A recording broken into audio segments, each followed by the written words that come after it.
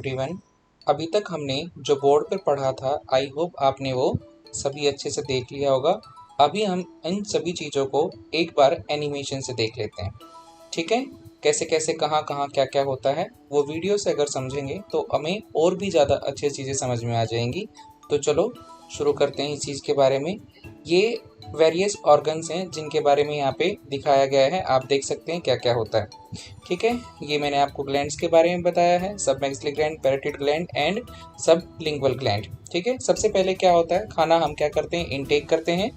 ठीक है ना, तो हमने क्या कर लिया, खाना ये इनटेक कर लिया है। इनटेक करने के बाद टीथ ने अभी हेल्प की है आपको च्युइंग करने के लिए। इसके अंदर अभी क्या हो गया है, जो स्लाइवा है वो मिक्स हो गई है।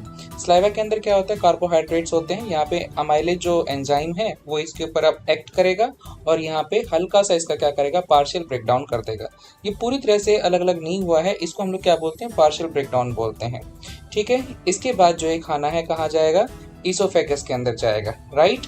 अब ईसोफेगस के अंदर जब ये खाना जाता है तो ये जो ईसोफेगस की मैंने आपको मूवमेंट्स बताई थी उनको देख लेते हैं। यहाँ पे जो बताया गया है, ये ईसोफेगस की कितनी लाइंस होती हैं, क्या क्या उसकी लेयर्स होती हैं, उनके बारे में बताया गया है। सबसे इंटरनल जो लेयर होती है उसको ल्यूमन बोलते हैं। तो अब फाइनली मैंने आपको क्या बताया था कि इसके ऊपर क्या होती है, पेरास्टाल्टिक मूवमेंट होती है। तो चलो देख लेते हैं पेरास्टाल्टिक मूवमेंट क्या होती है। तो जैसे आप देख रहे हैं इसके ऊपर ये जो हो रहा है, यहाँ पे बीच बीच में कॉन्ट्रैक्शंस आ रही हैं और जहाँ से फूड था जैसे जैसे आगे चला जाएगा वहाँ से वापस क्या हो जाएंगी, चीज़ें रिलैक्स हो जाएंगी। तो ये जो रिलैक्सेशन एंड कॉन्ट्रैक्शन का जो मूवमेंट है, इसी को हमने क्या कहा है, पेरास्टाल्टिक मूवमेंट का है। अब जो फूड है वो कहाँ पे आ जाएगा, आपका स्टमक के अंदर आ जाएगा। ठीक है, स्टमक की वेरियस जो पार्ट्स हैं वो यहाँ पे दिखाए गए हैं। हमें ये भी इतना ज़्यादा डिटेल में नहीं पढ़ना है, हमें सिर्फ जनरली इतना देखना है कि खाना कहाँ आना है, स्टमक के अंदर आना है। ठीक है, तो अब खाना जब स्टमक के अंदर आएगा तो आपको याद है मैंने क्या बताया था, कार्डियक मसल के बारे में बताया था। कार्डियक मसल की कैसी क्या एनिमेशन होती है वो चलो अब इसमें हम अच्छे से देख लेते हैं। जो ये क्या है, यहाँ पे स्टमक की वेरियस जो ग्लैंड्स होती हैं उनके बारे में मैंने बताया था आपको कि यहाँ पे पूरे के अंदर पोर्स होते हैं, पोर्स के अंदर क्या होती हैं, ग्लैंड्स होती हैं। कौन सी ग्लैंड है यहाँ पे, क्या स्क्रीट कर रही है ये, तो ये गैस्ट्रिक ग्लैंड है जो कि क्या कर रही है, गैस्ट्रिक जूस स्क्रीट कर रही है। ठीक है, समझ में आया। तो अब हमारे पास क्या है यहाँ पे, अच्छा इसको जे शेप भी बोलते हैं। यहाँ पे जो ये दिखाया गया है ये आपका HCl है जो कि स्टमक के अंदर फील्ड होता है। ये आपका जो क्या है, कार्डियक मसल है और इससे क्या हो रहा है, अब ये बोलस एंटर कर रहा है। ठीक है, ये बार बार ऐसे ओपन होगा और बोलस इसके अंदर क्या होगा, एंटर करेगा, फिर क्लोज हो जाएगा, फिर बोलस क्या करेगा, दोबारा से इसके अंदर एंटर करेगा। ठीक है, तो इसी चीज़ के बारे में आपसे बात कर रहा था। तो फाइनली ये कहाँ चला गया, ये हाइड्रोक्लोरिक एसिड के अंदर मिक्स हो गया है। अब हाइड्रोक्लोरिक एसिड क्या करेगा, इसके अंदर पूरी तरह से मिक्स हो जाएगा। ठीक है, और जैसे ही इसके अंदर पूरी तरह से मिक्स हो जाएगा देन क्या होगा, ये क्या है, स्मॉल बैक्टीरियाज होते हैं जो कि फूड के अंदर मिलते हैं या आपके अलग पैथोजेंस हो सकते हैं, उनके बारे में बताया गया है। अब क्या करेगा, हाइड्रोक्लोरिक एसिड के ऊपर एक्ट कर रहा है और ये क्या हो जाएंगे, मर जाएंगे, खत्म हो जाएंगे। आप देख सकते हैं ये डिस्ट्रॉय हो गया है। ठीक है, तो इन्हीं के बारे में मैंने आपसे बात की थी कि हाइड्रोक्लोरिक एसिड ऐसे ऐसे काम करता है। ये पेप्सोनेजन सब्सटेंस है जिसके बारे में आपसे बात करा था। ये कन्वर्ट हो जाएगा आपका किस में, पेप्सिन के अंदर, और यहाँ से क्या करेगा, प्रोटीन को डाइजेस्ट कर देगा। ठीक है,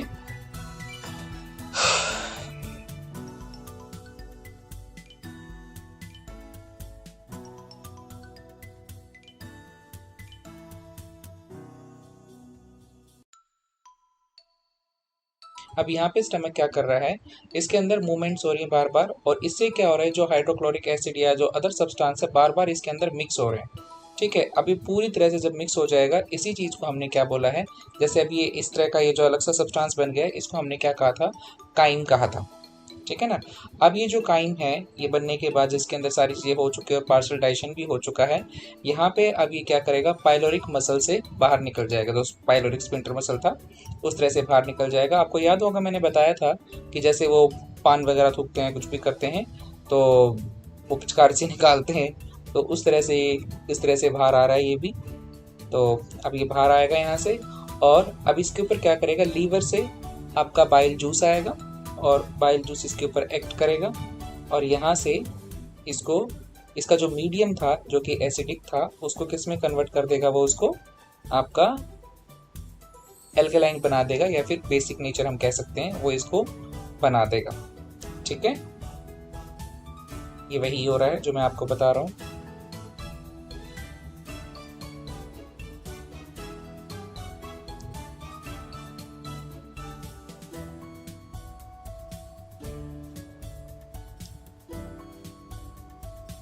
अब जैसे ये एसिडिक हो चुका है तो पेनक्रियाज से क्या आया है, ट्रिप्सोनीजन आया है, और वो क्या करेगा, ट्रिप्सिन के अंदर कन्वर्ट होके यहाँ से जो भी इसके अंदर प्रोटीन होगा उसको वो यहाँ से अलग कर देगा। आप देख रहे हो पहले ये बड़ा मॉलिक्यूल था प्रोटीन का, अब ये इसके अंदर मतलब बड़ा पार्टिकल था प्रोटीन का, अब कैसा हो गया, छोटा हो गया है। ठीक है, लगातार इस तरह से ये ब्रेक डाउन होते रहेंगे। तो ट्रिप्सिन ने अब यहाँ पे अपना काम कर दिया है। अब जो नेक्स्ट थिंग है वो क्या चीज़ है इसमें, ये अगेन आपका कार्बोहाइड्रेट ही बताया गया है कि जो अमाइलेज एंजाइम है वो अब इसके ऊपर आगे क्या कर रहा है, वो क्या करते हैं, काम कर रहा है इसके ऊपर। बताया था मैंने अमाइलेज होता है किसके अंदर होता है, ये होता है किसके अंदर, पेनक्रियाज के थ्रू या पेनक्रियाटिक जूस के अंदर होता है। अगेन ये फोटो देखते हैं आपको समझ में आ जाना चाहिए क्या आपके फैट मॉलिक्यूल्स हैं और इनके ऊपर क्या होगा, लाइपेज जो होगा काम करेगा। बट लाइपेज से पहले क्या होगा, इनके ऊपर जो बाइल सोल्ट था मैंने बताया था वो काम करेगा। बाइल सोल्ट से क्या होगा, आप देख सकते हैं बड़ा मॉलिक्यूल है, ठीक है, इस बड़े मॉलिक्यूल के ऊपर क्या होगा, अब यहाँ पे बाइल सोल्ट काम करेगा और बाइल सोल्ट ने इसको क्या कर दिया है, बहुत छोटे छोटे पार्टिकल्स में बदल दिया है। एज यू कैन सी ये छोटे छोटे पार्टिकल्स हो चुके हैं। अब इनके ऊपर क्या होगा, पेनक्रियाज से लाइपेज आएगा, वो एक्ट करेगा और इनको फाइनली क्या करेगा, वो डाइजेस्ट कर देगा, यानी कि बिल्कुल सेपरेट कर देगा। ठीक है, ये जो बैक साइड से है, ये नीचे वाली जो है ये पेनक्रियाटिक ग्लैंड है, सॉरी पेनक्रियाज ग्लैंड है, और ऊपर से ये क्या है, लीवर है। लीवर के अंदर से क्या निकल रहा है, बाइल जूस निकल रहा है, और पेनक्रियाज से क्या निकल रहा है, पेनक्रियाटिक जूस निकल रहा है। दोनों चीजें जाके कहाँ मिल रही हैं, एम्पुला, एम्पुला डिडोनियम का जो वाइडर पार्ट होता है उसको बोलते हैं। तो ये अभी यहाँ पे आ चुका है, दोनों चीजें मिक्स हो चुकी हैं एंड फाइनली जो हमारा फूड है यहाँ पे डाइजेस्ट हो चुका है। कौन से पार्ट में, स्मॉल इंटेस्टाइन के डिडोनियम के अंदर। अब जैसा कि आपको याद है मैंने बताया था इसके 3 पार्ट होते हैं, ड्यूडेनम और जेजुनम और इलियम। ठीक है, ड्यूडेनम का जो काम था वो हो चुका है। अब जो फूड आगे भेज दिया जाएगा कहाँ पे, वो भेजा जाएगा इलियम सॉरी जेजुनम के अंदर। जेजुनम के अंदर मैंने आपको क्या बताया था, माइक्रोविलाइज होती हैं। ठीक है, ये फोटो में आप अच्छे से आप देख सकते हैं कैसी होती हैं, छोटे छोटे फिंगर लाइक प्रोजेक्शन से ये उसके ऊपर मौजूद होती हैं। ये क्या करेंगी, यहाँ से फूड को उठा लेंगी। क्लियर है अच्छे से, चलो ठीक है, देख सकते हो भाई, और अच्छे से जूम करके देख लो। ये सारी की सारी माइक्रोविलाइज हैं, इनके अंदर क्या है, ब्लड कैपिलरीज हैं, ये आपको नजर आ रही है अच्छे से। खाना इनके अंदर एंटर करेगा, ब्लड कैपिलरीज के अंदर चला जाएगा, ये जा रहा है सारा, अब्जॉर्ब हो गया। एब्जॉर्ब होने के बाद मैंने क्या बताया था, ये चला जाएगा कहाँ पे, ब्लड के अंदर। ये आरबीसी सेल हैं, इनके बीच में हमारे पास क्या है, ग्लूकोज के मॉलिक्यूल्स हैं, ये आपको नजर आ रहे हैं, आ रहे हैं ना, ठीक है आ रहे हैं। तो देखिए अब ये जहां इसकी जरूरत होगी वहां पे ये पहुंच जाएगा, एसेमिलेट हो जाएगा। ठीक है, चलो ओके। देखो ये वीडियो जो एनिमेशन है ये तब तक समझ में नहीं आएगी या अच्छी नहीं लगेगी जब तक आपने जो मैंने पहले पढ़ाया है वो नहीं देखा है। तो इसको अच्छे से समझने के लिए आपको वो जो मैंने पढ़ाया है पहले वो अच्छे से देखना होगा, तभी जाके आपको ये सारी चीज़ें जो होंगी समझ में अच्छे से आएंगी। नेक्स्ट पार्ट के अंदर पहुंचेंगे। नेक्स्ट पार्ट कौन सा हमारे पास, नेक्स्ट पार्ट होगा हमारे पास इलियम। कैल्शियम है या जिंक वगैरह है, ये क्या करेंगी, ये सारी चीज़ें इसके अंदर आके एब्जॉर्ब हो जाएंगी। हालांकि मैंने इनके बारे में नहीं बताया है, बट छूट गया होगा, भूल गया मैं। बट ये जिंक है या फिर कैल्शियम वगैरह या कुछ अदर जो आपके सब्सटेंसेस होते हैं वो यहाँ पे एब्जॉर्ब कर लिए जाते हैं। ये जो जिंक है ये आपके स्पर्म प्रोडक्शन में बहुत ज़्यादा हेल्प करता है। ठीक है, विटामिन B12 है, काफ़ी सारी एक्टिविटीज़ में उसका भी यूज़ होता है, तो वो भी इलियम के थ्रू क्या किया जाएगा, एब्जॉर्ब किया जाएगा। ठीक है, चलो भाई ठीक है। अब फाइनली क्या होगा ना, इस फूड को आगे भेज दिया जाएगा, जो सीकम मैंने बताया था ना उस पार्ट से है ना, उस सीकम से क्या करेगा, ये अंदर एंट्री करेगा, किसके अंदर, लार्ज इंटेस्टाइन के अंदर। ठीक है। लार्ज इंटेस्टाइन के अंदर क्या होते हैं भाई, कोई भी विलाई वगैरह नहीं होती। इनका जो क्या होता है, अंदर का सरफेस होता है वो स्मूथ सा रहता है और म्यूकस की लेयर होती है और बहुत सारा यहाँ पे क्या होगा, बैक्टीरिया होगा। आप देख सकते हैं यहाँ पे वीडियो में बड़े अच्छे से क्लियरली दिख रहा है कि यहाँ पे कोई भी विलाई वगैरह नहीं है।